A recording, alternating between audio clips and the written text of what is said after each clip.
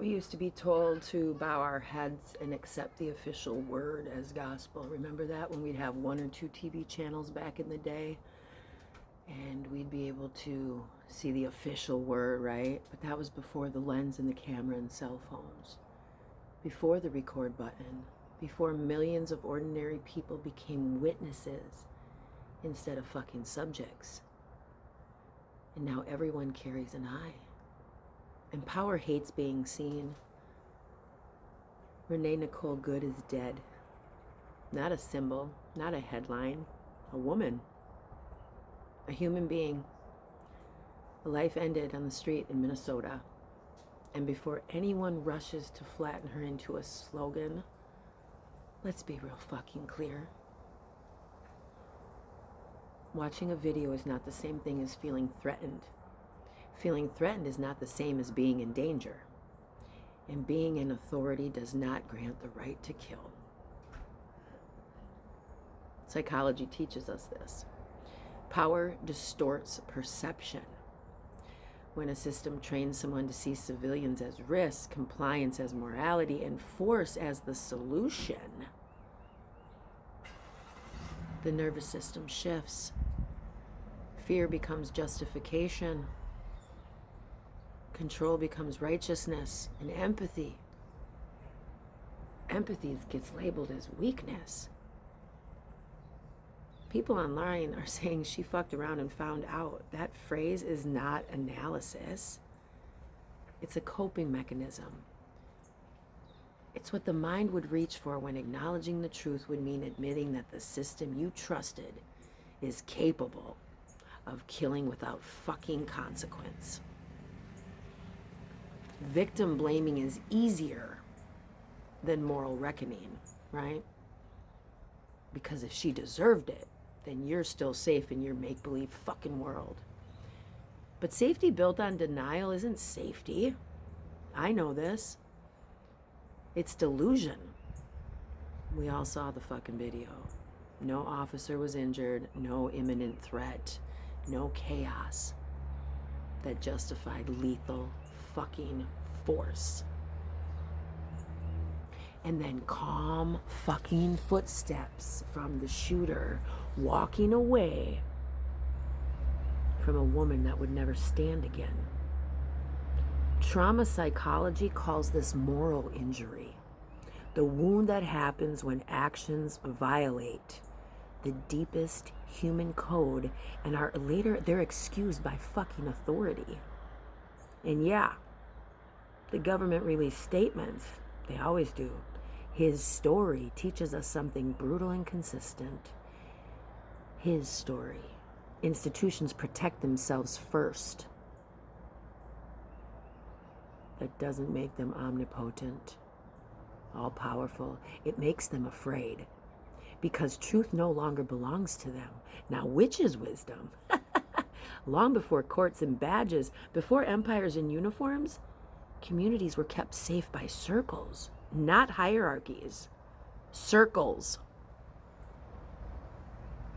The matriarch was never a ruler. She was a witness, a keeper of the memory, a protector of the vulnerable. Systems built on domination of women, silencing mothers and controlling bodies are not natural. They're constructed. And anything constructed, it can fracture. And we're watching it in real time. What we are seeing now, this rise in violence, the hair trigger force, this obsession with control, is not strength. It's a system under stress. Abuse escalates when it senses exposure. That's not mysticism, guys. That's psychology. And right now, the world is holding up a mirror. Monks are walking for peace from Texas to Washington, D.C. Let that sink in. Monks are walking from Texas to D.C., bringing with them healing and tears all along the route. When spiritual aesthetics feel compelled to walk across states because words have failed, we are past nothing to see here. Enough is enough. A moment. Enough is a threshold. And many people crossed it watching that fucking video. So hear me. I'm calling this out. It's not anti-law of me to do this. It's pro-human. Demanding accountability is not fucking chaos. It's order restored. Peaceful protest is not rebellion. It's remembrance that governments exist to serve us, to serve life, not to end life. The matriarch does not call for violence. It's not what this is. She calls for truth. She says, look, witness, name what you see, because silence is how abuse survives. And if this were reversed, if a fucking civilian shot an ICE agent under those same conditions, no statement would save that civilian. No benefit of doubt would be fucking offered. Equality before the law means nothing if power is immune to consequences. Do you understand me? So we stand right fucking here. Not screaming, not burning, not dehumanizing, but refusing to forget. Refusing to swallow the fucking lies for the comfort of false peace. We keep the truth at the forefront because memory is resistance. And because somewhere another woman is watching this unfold and wondering if her life fucking counts. Do you understand me? It does. Say her fucking name, Renee Good. Hold the fucking line. Protest peacefully. Document everything, because the era of unchallenged authority is over. Not with chaos, but with fucking witness. The matriarch emerges. Okay? Because patriarchal systems were built on the suppression of woman.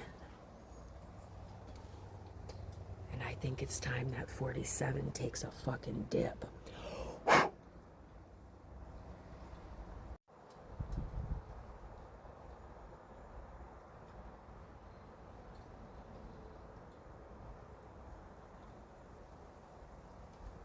Rise up.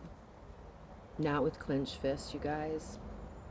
Not with borrowed slogans. Rise up remembering what was true before anyone told you who you were supposed to be. We are one. Not because it sounds pretty. Not because it makes a good meme. But because at the beginning, before language, before borders, and before gods with beards and balance sheets, naked and breathing, needing care, needing warmth, there was nothing to rank us, nothing to prove, nothing to dominate. No one was born superior of another. No one was born sinful. No one was born broken. What gets twisted isn't human nature, it's conditioning, right? Layer after layer of systems telling us who matters more, who gets listened to, who gets paid, who gets protected, who should stay quiet, who should stay grateful. They didn't conquer us with chains first. They conquered us with stories. Stories about obedience, stories about hierarchy, stories about worth being earned instead of inherent. And if you're waking up right now feeling that subtle ache like something you were taught doesn't quite sit right anymore, you're not crazy, you're not rebellious, you're not losing your faith. You're remembering, right? Because the body knows the truth. The nervous system knows when a story is hostile to life. That's why the fucking corrupt systems stay loud. That's why there's always another crisis, another enemy, another distraction. Silence is dangerous to control structures. I sit out here every morning for at least an hour or two with the crows and the sun coming up, with my altar. And every day there's new items on the altar, and every day new energy comes to the goddess, and every day I do a teaching. And every day I'm silent to listen so I can teach. That's why I say this real gently, you guys. Go back to nature. Not as aesthetic, not as an escape, but as recalibration. Sit in the moonlight. Let it hit your skin. Notice how the moon doesn't judge you. It doesn't demand a belief. It doesn't require loyalty. The moon has watched empires rot. And the patriarchy is not natural. So rise up in peace, ladies. We got this.